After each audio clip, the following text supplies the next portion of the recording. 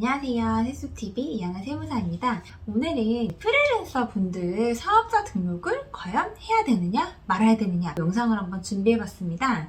3.3 환급이다 이러신 분들이 보통 프리랜서에 해당하시는 분들인데 좀 헷갈려 하시는 부분들이 있으시더라고요. 프리랜서라고 하시는 분들은 실제로 사업소득이 있으신 분들이라고 하는데 사업자 등록증이 있는 사람만 사업소득자라고 생각하시는 분들도 간혹 계셔서 오늘 한번 비교를 해보고 과연 내가 프리랜서인데 사업자 등록을 해야만 하는 건지 알아보도록 할게요. 일단 자기 자신이 프리랜서임에도 불구하고 근로소득자라거나 아니면 기타 소득자라고 생각하시는 분들도 좀 계시더라고요. 이제 근로소득자라고 하면은 4대 보험을 가입한 사람들의 의미예요. 그래서 사업소득자인데도 불구하고 연말정산 안 하나요? 이렇게 물어보시는 분들이 있는데 연말정산은 일단 근로자만 하는 게 연말정산입니다. 그래서 프리랜서 같은 경우 연말정산 개념이 없고요.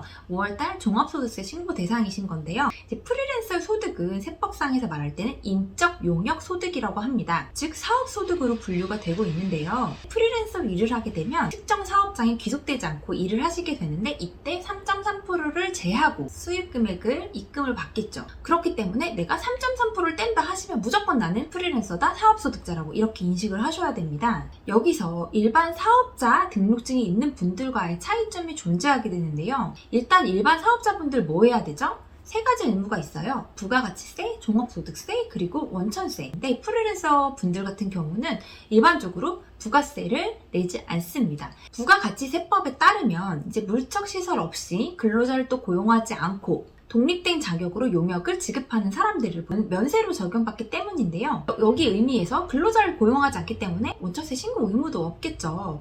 그래서 각종 신고 의무가 없다. 하지만 5월달 한 번, 1년에 한 번 종합소득세 신고만 있는 게 프리랜서입니다. 좀 구분이 안 되시는 분들이 계시다면 이제 내가 종합소득세 안내문을 보시면 거기에 940땡땡땡 이렇게 있는 경우가 굉장히 많아요. 그래서 940, 909, 940, 911 이게 굉장히 많이 쓰이는 업종 코드에 해당하고요. 그렇게 만약 확인이 됐다 하면 나는 프리랜서니까 대부분 소득 금액이 아주 높지 않으신 분들은 5월달에 대부분 환급이 발생하시게 되겠죠. 그런데 문제는 이런 분들이 수익 금액이 좀 많아질수록 이제 부담을 갖게 되는데요. 수익 금액이 많으면 비용 처리할 게 한정적이기 때문에 이때 뭐 사업자 등록을 해야 된다 이런 이야기들을 많이 들어보셨을 거예요. 물론 수익 금액이 높지 않다면 사업자 등록을 고려하시지 않아도 되겠지만 요새 뭐 웹툰 작가분들 아니면 일반 작가분들도 수익 금액이 굉장히 높으신 편이거든요. 이제 이런 분들이 사업자 등록을 고려하시게 되는데요. 사업자 등록을 하게 되면 과연 이점이 무엇이 있을까요?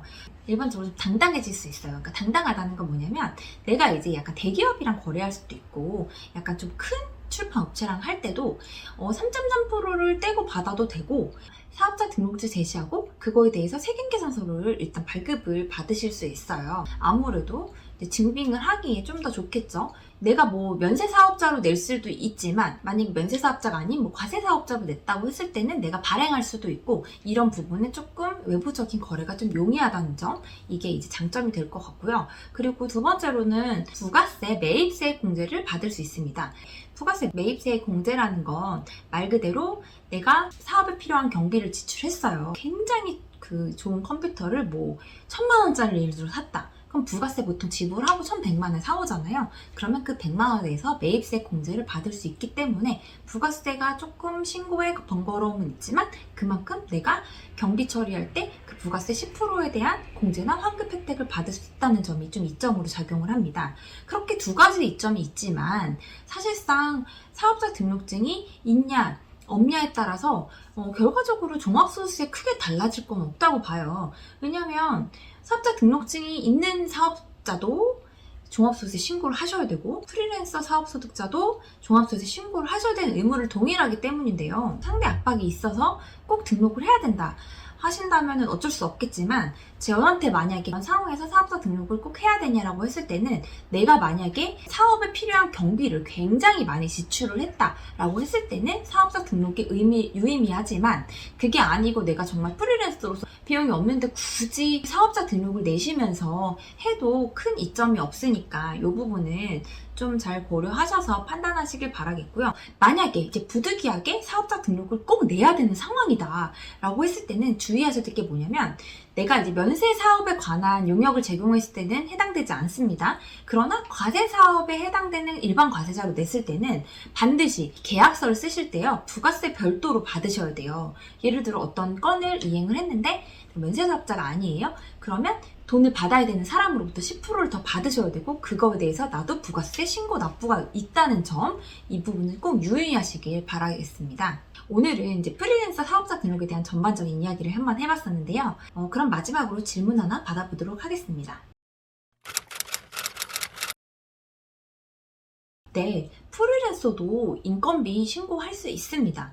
다만 과정 속에 조금 어려움이 있다는 건, 사업자 등록증이 없다 보니까 이 인건비 신고하는 데 있어서 직접적으로 보통 신고를 하시게 되는데요. 프리랜서를 하더라도 내가 혼자 받지만 여기서 또 용역을 또 제공할 수 있잖아요. 이제 이런 것들이 적격 비용으로 처리되려면 매월 인건비 신고를 하셔야 돼요. 그러니까 프리랜서도 인건비 신고 꼭 잊지 말고 하시길 바랍니다. 이제 한 해가 다 가고 있죠. 이제 프리랜서 분들이 준비할 시간이 얼마 남지 않았으니까 이 영상 보시는 분들은 잘 준비하셔서 종합소득세 내년에 꼭 절세 하시길 바라겠습니다. 감사합니다.